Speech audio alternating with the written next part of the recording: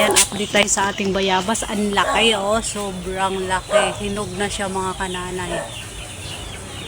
Kita nyo ba? Ayan. Ang laki, oh. Ang laki ng bayabas. Hinog na siya, mga kananay. Tapos, andito pa sa baba, oh. Yellow na siya.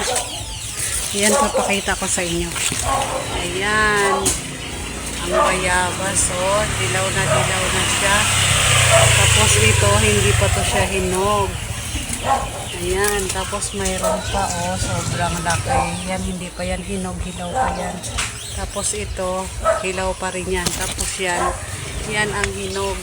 Ayan. Dalawa ang hinog ngayon. Yan. Good morning sa lahat. Good morning. Kananay, pinitas ko na ang bayabas. Ayan, dilaw na siya, oh. Ayan, laki. Lalaki talaga ng bayabas na to. Ayan. Ayan, oh. Sobrang laki. Bango-bango. Ayan. Thank you for watching. Ayan, may pagkain tayong bayabas. Masarap yan, mga kananay, kasi super tamis yan. Kananay, oh, ang laki ng bayabas ko. Ayan, bagong pitas yan, mga kananay, oh. Ayan,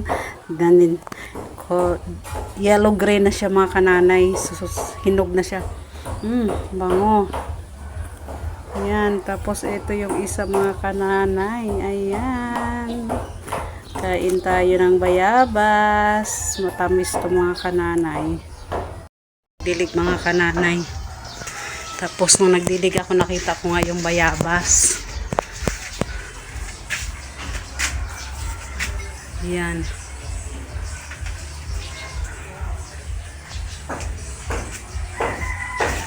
Mainit na. Ito ang nakakatakot, mga kananay. Alam nyo kung bakit. Oh, maliliit pa lang siya.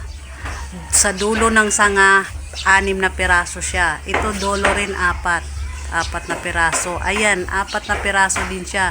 Ngayon pa lang, oh, lundo na siya. Nakalaylay na siya, oh. Tapos ito, tinalian ko na. Tinalian ko na yan. Kasi ayan, oh. Ang dami. Sa isang sanga malaki, marami siya. Bawat sanga na maliliit, mayroon. Ayan. Kaya, ayan. Tapos dun sa kabila, ganun din, laylay na. Ang ginawa ng asawa ko, itinali yan. Papaya na yan, mga kananay, may bunga na rin siya, namunga na rin. Dami na rin siyang bunga, pero maliliit pa. Yung bayabas na yan, ayan, ang bayabas na yan, ang dami rin bunga.